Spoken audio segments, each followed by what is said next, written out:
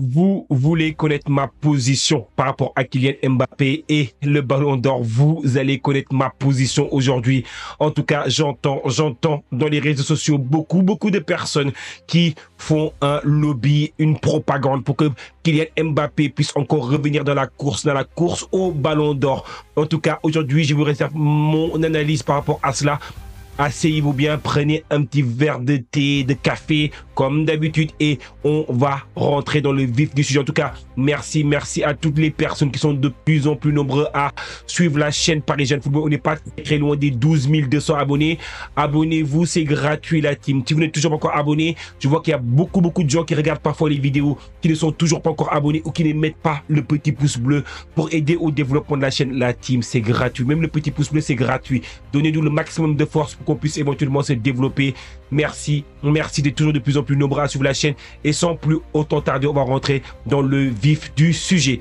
Kylian Mbappé et le Ballon d'Or. Est-ce que je pense que Kylian Mbappé peut encore prétendre au Ballon d'Or? En tout cas, la saison individuelle de Kylian Mbappé, je pense que sur le point de vue individuel, il a été tout bonnement excellent individuellement. Il a marqué exactement des buts qui ont été absolument décisifs avec le Real. Quand je regarde un peu les statistiques, il a joué 56 matchs au total, 43 buts avec le Real, 5 passes décisives avec le Real. Donc du coup, sur le point de vue individuel, il n'y a absolument rien à dire. Kylian Mbappé, il a été très bon. Il a même remporté le soulier d'or. Donc du coup, franchement, ça récompense toute la réalisation individuelle qu'il a eue. Mais pour moi, le problème par rapport à Kylian Mbappé, c'était toujours le collectif. Et je l'ai dit à plusieurs reprises, soit par les biais de live TikTok, soit éventuellement sur le biais des vidéos précédentes. Pour moi, le problème de Kylian, ça n'a jamais été sur le point de vue individuel, ça a toujours été exactement sur le point de vue collectif. Comment est-ce que Kylian peut se mélanger avec les autres? Et parfois, comme beaucoup de joueurs du Paris Saint-Germain actuellement, Warren Zaïre-Emery ou éventuellement Ousmane Dembélé, vous avez vu les conférences de presse qu'ils ont dit. Dans les conférences de presse qu'ils ont dit actuellement, ils ont dit que l'équipe que nous avons actuellement au PSG, c'est pas 10 joueurs qui doivent courir pour un joueur, c'est tout le monde qui doit faire l'effort collectif afin de tirer vers l'objectif commun qui est exactement les trophées communs. Et quand tu regardes un peu la saison du Real, certains me diront oui, ils ont remporté exactement la Super Coupe d'Europe, et certains me diront oui, également ils ont remporté la Super Coupe mondiale. Pour moi, ces coupes-là, franchement, c'était des coupes qui sont dépendantes de la saison dernière et non pas de la saison actuelle. Donc, du coup, quand je regarde sur la saison actuelle, désolé Kylian, la saison, elle est blanche. Je suis désolé. La saison, elle n'est pas exactement comme on veut nous le faire croire par certains du côté de Madrid. Pour moi, la saison, elle est blanche. Elle est une saison qui n'est pas à la hauteur d'une équipe telle que le Real Madrid.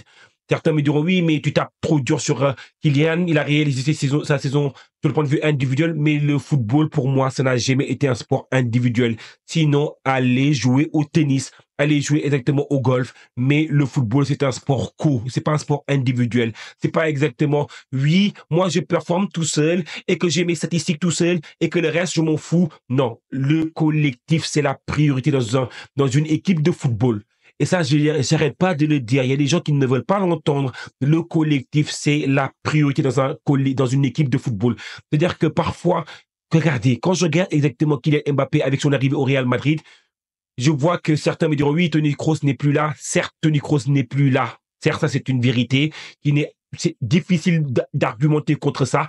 Certes, c'est vrai. Mais en termes de changement, il y a eu également des blessures du côté de Madrid. Ça, c'est vrai. Mais quand je regarde un peu l'impact qu'a eu Kylian Mbappé, tu ne peux pas arriver dans un vestiaire et vouloir tout prendre. Ce n'est pas possible. Tu vas te faire détester par certains, entre guillemets, personnes qui sont déjà assis dans le vestiaire, certaines personnes qui ont une certaine réputation dans le vestiaire. Si tu y arrives, tu dis, écoute, c'est moi dorénavant, je vais prendre les pénaltys. C'est moi, je prends les coups francs. C'est moi, je prends exactement. Tu prends tout. Donc, du coup, c'est-à-dire que parfois, dans un collectif, il faut en laisser également aux autres. Parfois, les porteurs d'eau dans un collectif, dans une équipe de football, il faut également leur donner quelque chose. Il ne faut pas tout prendre pour ses statistiques individuelles. Parce que ça va tirer le collectif vers le bas. Parce que ce qui faisait l'effort par le passé, regardez, le Real la saison dernière, si on analyse le Real la saison dernière, il y a Toni Kroos qui a changé, certes. Il y a eu des blessures. Carvajal qui s'est blessé, d'autres joueurs, Militao qui s'est également blessé. Certes, ça c'est également une vérité contre laquelle il est difficile d'argumenter. Mais n'empêche que quand tu vois dans le collectif, dans le don de soi du Real Madrid d'avant et le Real Madrid de cette année, c'est le jour et la nuit. C'est tout simplement le jour et la nuit. Avant, exactement, on voyait des Vinicius qui couraient, qui faisaient les efforts défensifs. On voyait exactement un Rodrigo qui courait, qui donnait cher de sa peau pour éventuellement faire les efforts défensifs. Maintenant, Vinicius ne fait absolument aucun effort défensif. Rodrigo, au bout d'un moment, il ne faisait plus rien du tout sur le terrain. Et également, Kylian Mbappé, comme lui, il ne fait plus les efforts défensifs, comme il n'a jamais fait les efforts défensifs. Les autres, ils se disent, mais pourquoi est-ce que moi, je ferais les efforts défensifs quand exactement le prince de la ville ne fait absolument aucun effort défensif?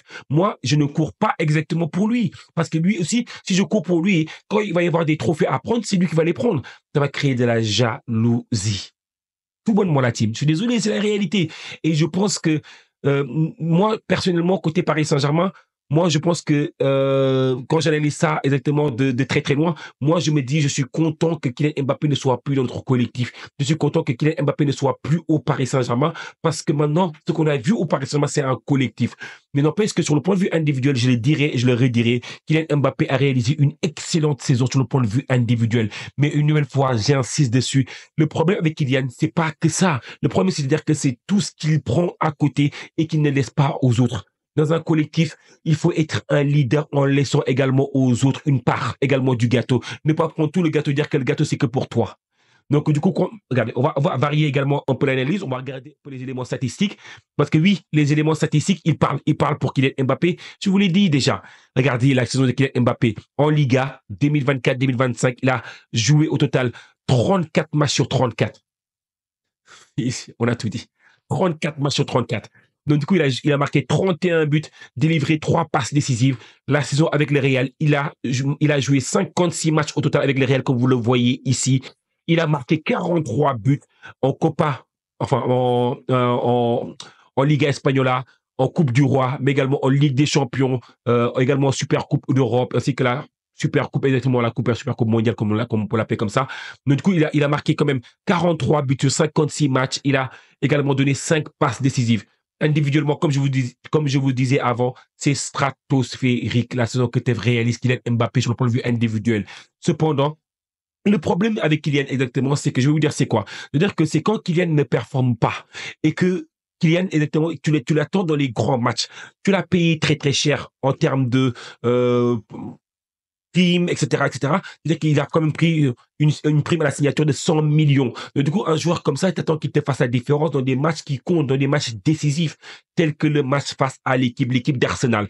Et donc, du coup, quand c'est dans un match face à Arsenal, certes, le match allait pour moi, c'est lui qui était le meilleur sur le terrain. Mais quand il ne marque pas, c'est là le problème où est-ce que les autres, exactement, ils se disent, bah, écoute, c'est lui qui doit marquer. Et nous, exactement, franchement, les autres n'étaient pas, c'est-à-dire que comme il a déjà tout absorbé dans l'équipe, les autres, malheureusement, ils ne sont plus capables exactement d'être comment dire encore, au niveau. Pour moi, c'est comme ça que je le vois. Je vois essentiellement un Kylian Mbappé. Franchement, félicitations à lui par rapport à ce qu'il a réalisé sur le point de vue individuel. Mais collectivement, j'estime que Kylian Mbappé, c'est là où est-ce que ça a toujours été le problème, la difficulté. Là, maintenant, je pense que pour certaines personnes, ce qu'ils pensent, c'est essentiellement comme le Real a encore le mondial des clubs, ils espèrent que durant le mondial des clubs, le Real va briller. Moi, je n'exclus pas Kylian Mbappé dans la course au Ballon d'Or. Pourquoi je n'exclus pas pour l'instant la santé?